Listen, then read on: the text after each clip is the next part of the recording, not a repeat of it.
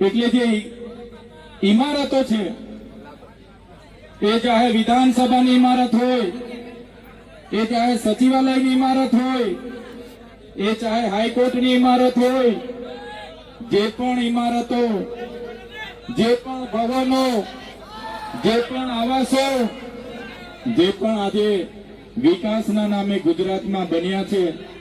એના પાયામાં દાહોદના લોકોનો પરસેવો છે અને એ દાહોદના લોકોને મારે સંબોધન કરવાનું છે। ત્યારે મને આનંદ થાય છે કે એ દાહોદની પ્રજાની વચ્ચે છું, જેમની આજે